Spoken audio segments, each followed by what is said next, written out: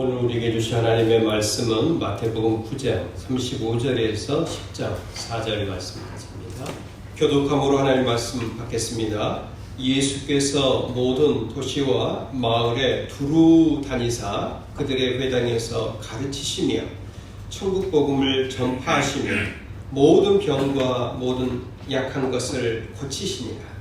우리를 오시고 불쌍히 여기시니 이는 그들의 인자 음양과 같이 구원하며 주시니라. 이에 제자들에게 이르시되 추수할 것은 많되 일꾼이 적으니 그러므로 주는 주인에게 정하여 추수할 일꾼을 보내셔서 하시니라. 예수께서 그의 12제자를 부르사 더러운 귀신을 쫓아내시며 모든 병과 모든 약한 것을 고치는 권능을 주시니라.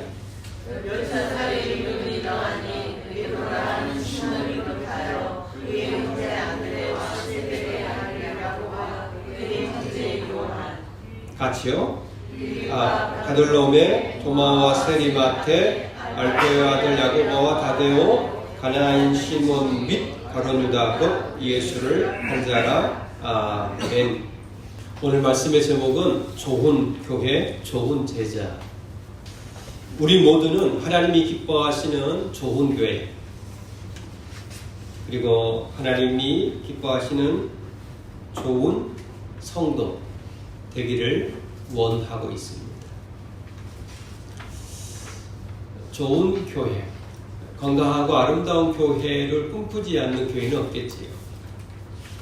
그리고 건강하고 아름다운 하나님이 기뻐하시는 참 성도의 꿈을 또 그런 소원을 갖지 않은 성도는 없을 거라고 봅니다.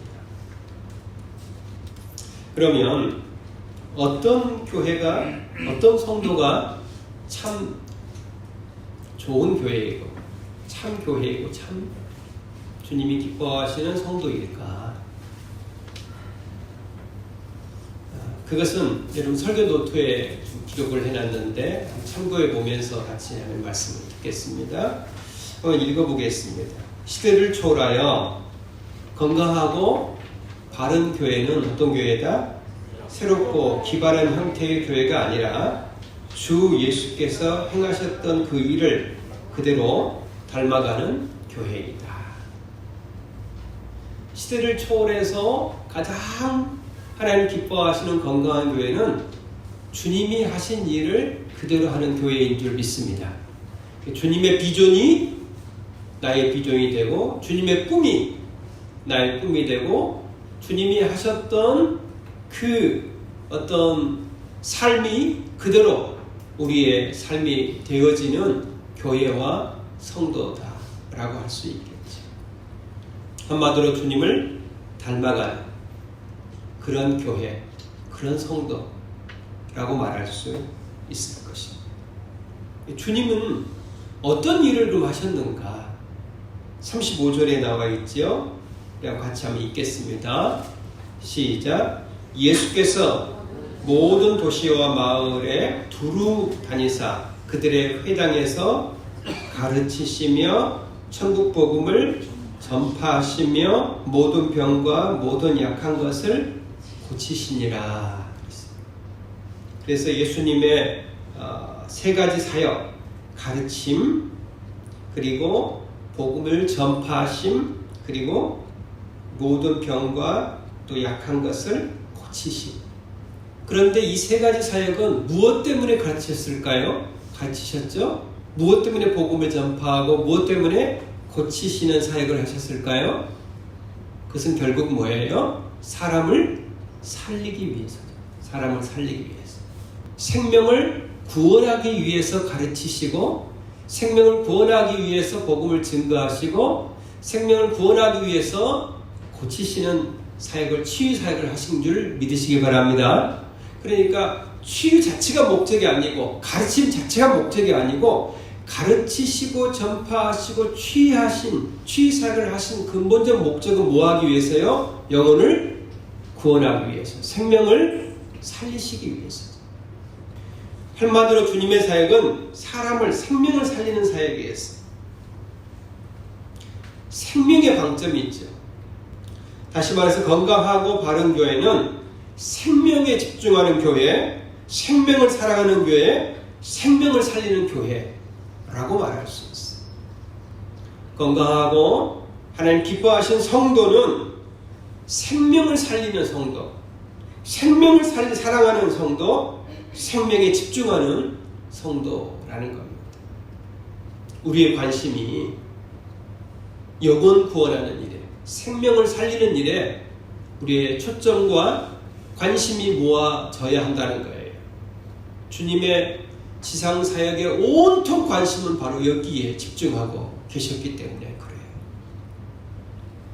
주님의 관심이 생명을 구원하고 살리는 일에 온통 집중과 관심을 기울이고 사셨다면 교회는, 성도는 그렇게 살아가야 한다라는 겁니다.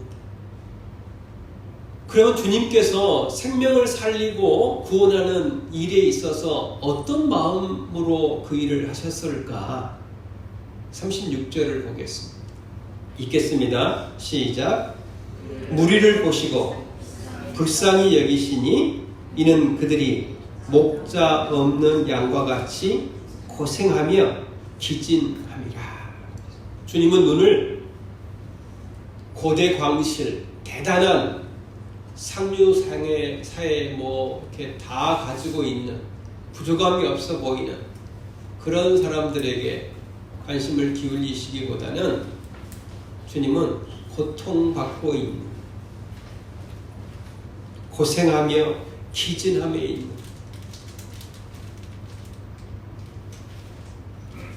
그런 무리들을 향하여 주님은 바라보셨어요. 주님의 바라보심. 주님은 뭘 바라보셨다? 무리를 보셨어요. 주님이 보시는 것은 무리였어요. 어떤 무리요? 고생하며 기진함에 시달리고 있는 무리를 보고 계셨어요. 영적으로 해석하면요, 여러분, 영원히 죽을 수밖에 없는 죄와 저주 아래 허덕이고 있는 잃어버린 영혼을 향하여 주님은 바라보고 계시다는 거죠. 그렇게 보시고 그리고 그들을 어떻게 하셨다? 불쌍히 여기셨다 하셨어요. 이 불쌍히 여기다는 말을 헬라어 원어를 직역해 보면 이런 뜻이에요. 내장이 몸 안에서 꿈틀거렸다. 우리 단장의 메아리 그런 게 있잖아요. 창자가 끊어질 것 같은 그런 아픔, 이런 표현할 때 단장 이렇게 표현하잖아요. 그러니까 아마 그런 표현인 것 같아요. 불쌍히 여기다는 말이 내장이 몸 안에서 꿈틀거렸다는 뜻이에요. 다시 말해서 사람들의 아픔과 고통을 자신의 아픔과 고통이 되어서 내장이 뒤틀리는 그런 고통을 느끼셨다. 잃어버린 영혼의 아픔과 잃어버린 영혼의 그 기진함과 고생을 가벼이 여기지 않으시고 동일한 마음으로 고통스러워하고 동일한 마음으로 아파하시고 동일한 마음으로 영혼을 긍휼히 여기셨다. 그게 예수님의 마음. 예수님이 생전에 예수님께서 그가 사셨던 그의 삶의 태도, 그의 중심, 그의 관심, 그의 모든 행동거지가 지금 어떠신지가 지금 본문 속에서 우리가 그림으로 그려지고 있어요. 주님은 잃어버린 영혼을 바라보고 계셔. 고생하며 기진한, 고통받고 있는 영혼들을 바라보고 계셔.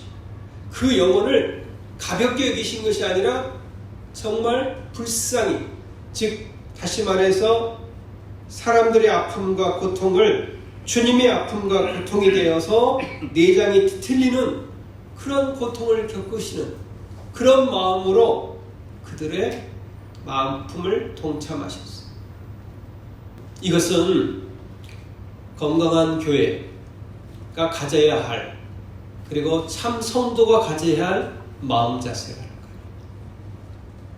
주님의 마음과 관심과 그의 삶이 바로 이렇게 사셨다면 우리의 관심과 우리의 마음도 이루어야 된다는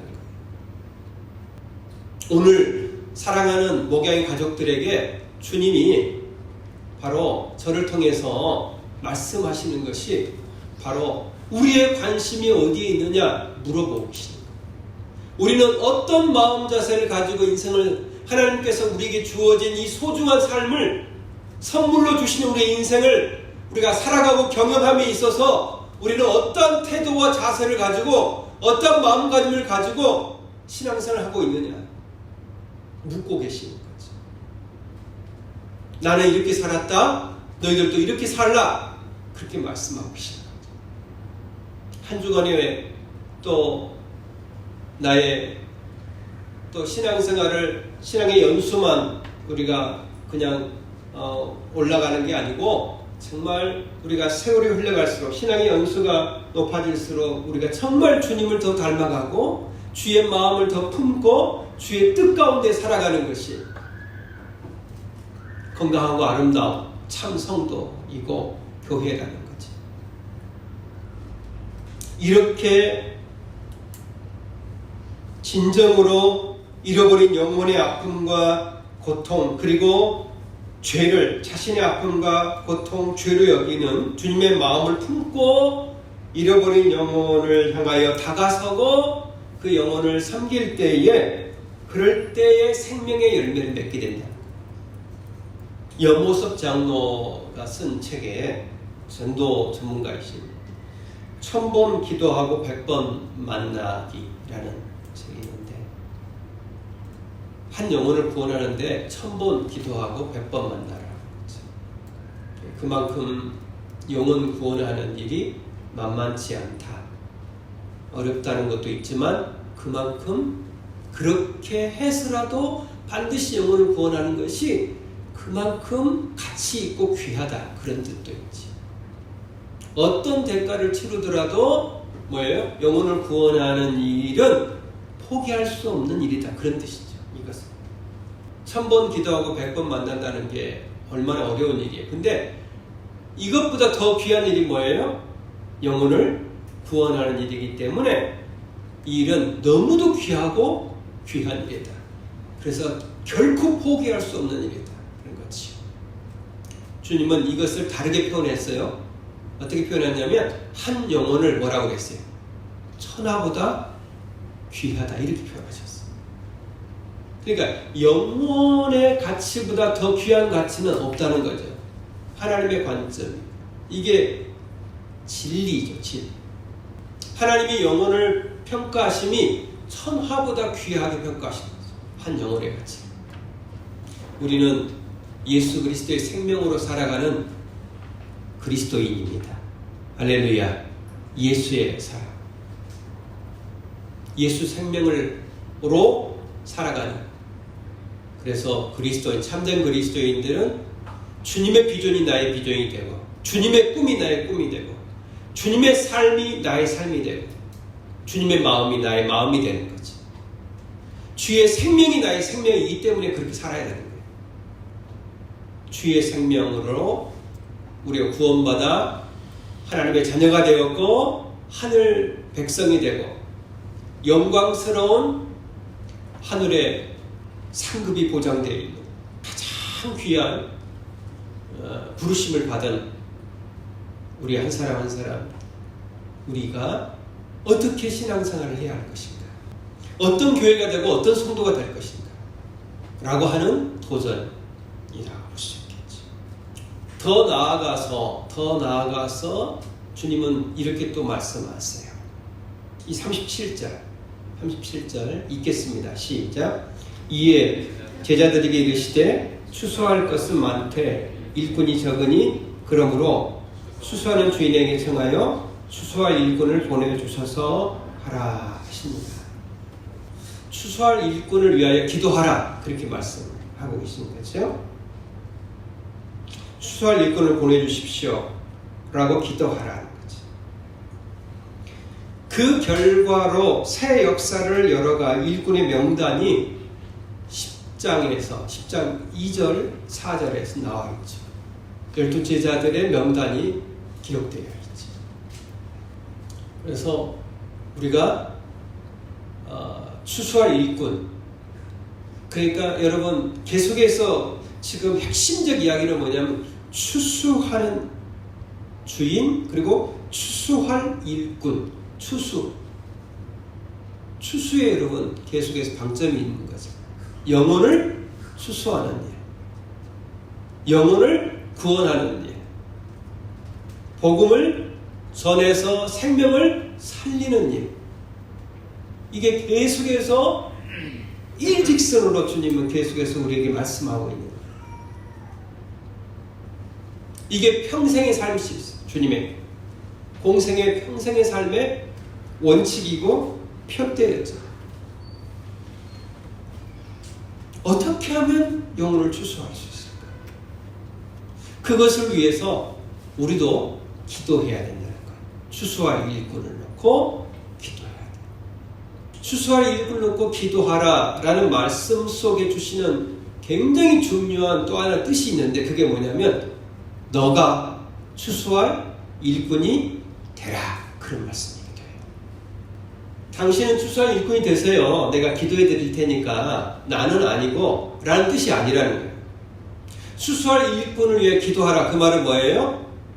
너가 추수할 일꾼이 되어라, 그런 말씀. 그러므로 적어도 예수님의 생명으로 구원받아 하나님의 자녀가 된 모든 성도들은 어떤 사람이다? 추수할 일꾼이다. 어떤 글에 보니까요, 교회에는 4종류의 교인이 있다고 그래요. 하나는 뭐냐면 구경꾼이 있고, 구경꾼 교인이 있고, 그 다음에 두 번째는 말꾼 교인이 있대요. 말을 만드는 게. 이 말 저 말을 막 해가지고 말만 해서 관계를 해치고, 그런 말꾼 교인이 있고, 세 번째는 회방꾼 교인이 있다. 회방꾼 교인. 네 번째가 일꾼 교인이 있다. 구경꾼 교인, 말꾼 교인, 회방꾼 교인, 일꾼 교인. 우리 교회는 말꾼, 해방꾼은 별로 없는 것 같아요. 그런데 나는 구경꾼 교인은 아닌가 생각해 보죠. 주의 일은 구경하는 게 아니에요.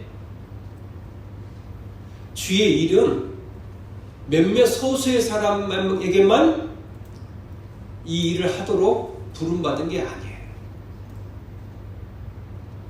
여러분, 우주 가운데 가장 영광스럽고 귀한 일이 주의 일인 줄 믿으시기 바랍니다. 하나님을 섬기는 일보다 더 귀하고 영광스러운 일은 없어요. 하나님께서 맡겨진 사명을 감당하는 것보다 더 귀하고 영광스러운 일은 없는 줄 믿습니다. 그런데 이 귀한 일에 몇몇 소수의 사람에게만 그 일을 직임을 주신 것이 아니거든요. 모든 사람에게 주신 귀한 사명이거든요. 구경꾼으로 머물러 버리면 안 돼요. 신앙생활. 일꾼 돼야 돼요. 그것은 사실 누구를 위해서냐? 저와 여러분을 위해서 그래요. 여러분, 하나님은 사랑의 하나님이십니다. 아멘. 아멘. 은혜와 사랑의 하나님이십니다.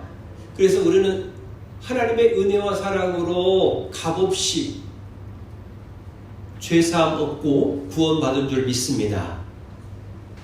구원받을 만한 믿음조차도 하나님이 우리에게 선물로 주신 거예요. 에베소서 2장 8절 9절에 너희가 그 은혜를 인하여 믿음으로 말미암아 구원을 얻었나니 이것은 너희에게서 난 것이 아니요 뭐예요? 하나님의 선물이라. 행위에서 난 것이 아니니 이는 누구든지 자랑치 못하게 하려 함이라 그랬어요. 구원받는 것은 노력으로 종교적 열심으로 얻는 게 아니에요. 전적인 하나님의 선물이요 은혜의 부르심인 줄 믿습니다. 하나님의 사랑이 있어요. 그런데 또 하나님은 사랑의 하나님이실 뿐 아니라 공의의 하나님이세요. 공의. 예수님의 십자가는요, 하나님의 사랑과 공의가 보여주고 있는 결정적 표지예요. 그래서 죄의 대가로 그리스도의 피 흘리심이, 피 흘리심을 요구하시는 거죠. 사랑과 공의. 그래서 여러분, 우리는 은혜로 구원받았지만, 그러나 우리가 구원받은 이후로 우리가 사명을 어떻게 감당하느냐에 따라서, 일꾼이냐 구경꾼이냐에 따라서 상급이 달라지는 거예요. 요한계시록 20장을 보세요. 12절 같이 읽겠습니다. 시작. 또 내가 보니 죽은 자들이 큰 자나 작은 자나 그 보좌 앞에 서 있는데, 큰 자 작은 자라는 뜻은 모든 사람이, 그런 뜻이에요. 모든 사람이 그 보좌 앞에 심판받기 위해 서 있다는 거예요. 서 있는데, 그 다음 뭐예요? 책들이에요. 여러 책들이, 그 다음 뭐예요? 펴 있고, 책들이 펴 있어요. 그 다음에 또 다른 책이 그랬어요. 여기는 책들이고, 그 다음 뭐예요? 책이에요. 책.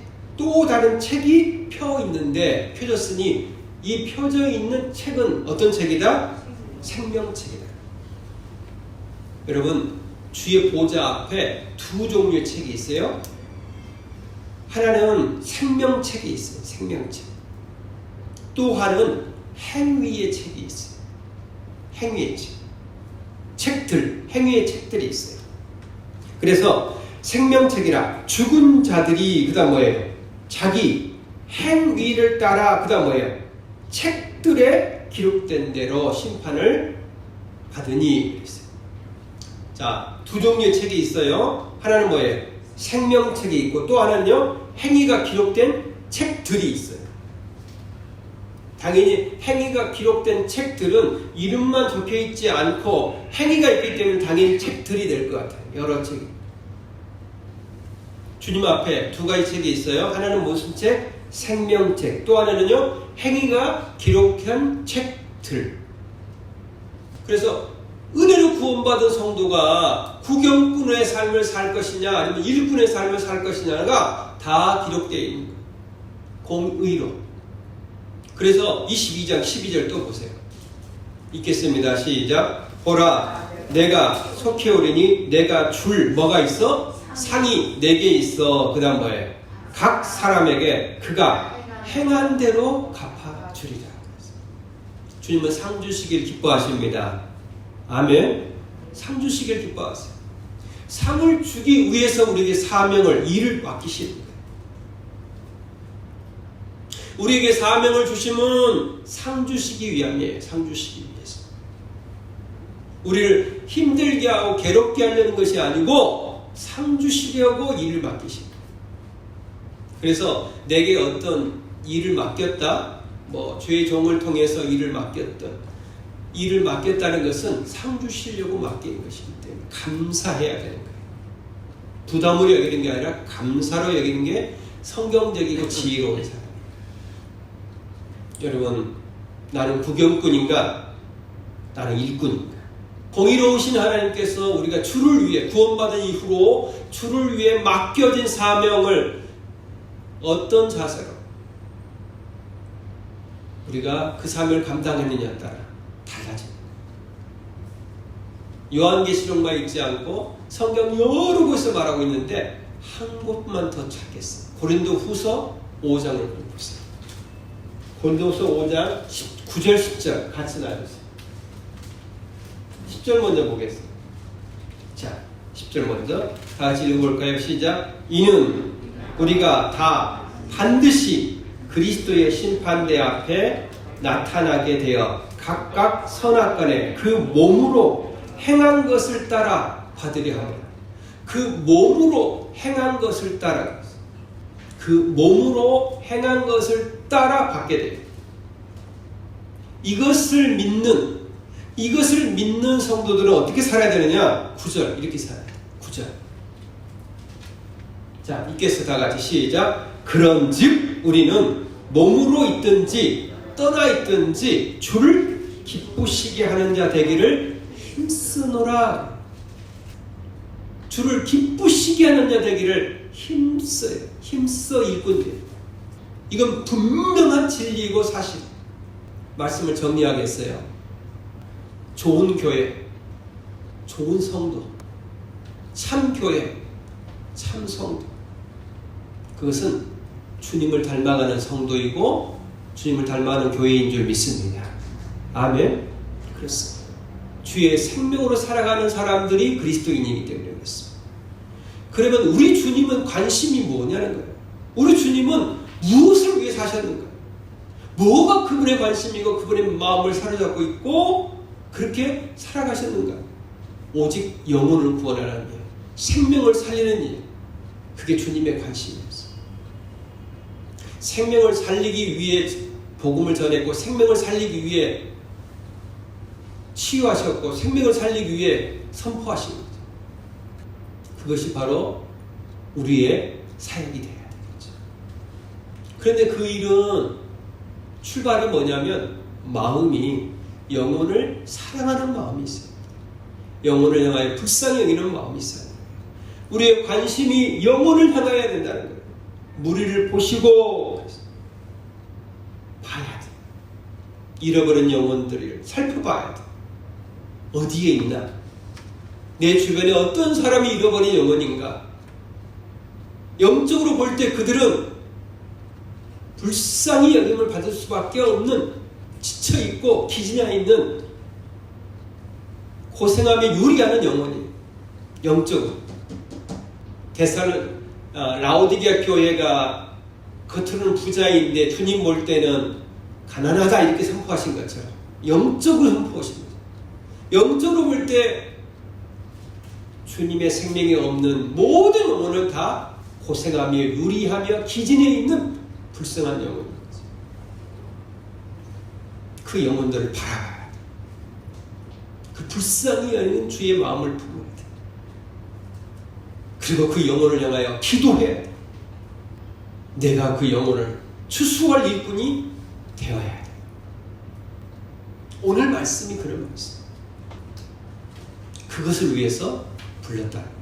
사랑하는 여러분, 구경꾼으로 주님을 섬기는 것이 아니라 일꾼으로 섬기도록 부름받은 줄 믿습니다. 그래서 추수하는 일꾼의 방점을 찍고 있는 거죠. 추수할 일꾼. 우리는 다 일꾼으로 부르셨지 구경꾼으로 부르지 않았어요. 그런데 안타깝게도 한국교회, 우리 교회도 포함해서 구경꾼이 많아요, 일꾼이 많아요. 미안하지만 구경꾼이 많아요. 그리고 구경꾼으로 사는 것이 신앙생활인 것처럼 착각하고 있어요. 주일 예배 한번 드리는 것이 그리스도의 삶을 다 사는 것입니다. 심지어 그 주일 예배조차도 잘 드리지 않고 있어요. 세상에 이렇게 영적으로 낮아져 있어요. 너무 성경에서 말씀하시는 신앙생활과 우리의 신앙생활의 괴리감이라는 것은 너무너무 커요. 빨리 회복되지 않으면 그날의 주님 앞에 계산할 때 크게 후회할 거예요. 이 땅의 상이 가장 영광스러운 상이 노벨상이라고 한다면 노벨상과 비교할 수 없는 것이 하나님 주신 상이 아니겠어? 노벨상이야 이 땅에서 끝나지만 하나님 주신 상은 영원하거든. 그 상을 사모해야 돼. 천하보다 귀한 영혼을 구원하는 것보다 더 큰 가치가 없습니다. 우리의 관심이, 우리의 초점이, 우리의 삶의 방향이 주님이 보셨던 눈으로 보고 주님이 가셨던 길로 가고 주님이 하셨던 행동을 같이 하고 주의 마음을 품고 나아가야 될 줄 믿습니다. 기도하겠습니다. 우리 이 시간 추수할 일꾼이 되게 해 주십시오. 우리 기도해야 돼. 이게 기도 제목이에요. 오늘의 마지막 기도 제목, 제가 추수할 일꾼이 되겠습니다. 영혼을 구원하는 일꾼이 되겠습니다. 그래서 주님 앞에 서는 날 착하고 충성된 종이라 칭찬받겠습니다. 이 거룩한 사명과 열망을 가지십니다. 하늘의 상을 사모하는 마음 가지십니다. 그것을 놓고 1분간 기도하겠습니다.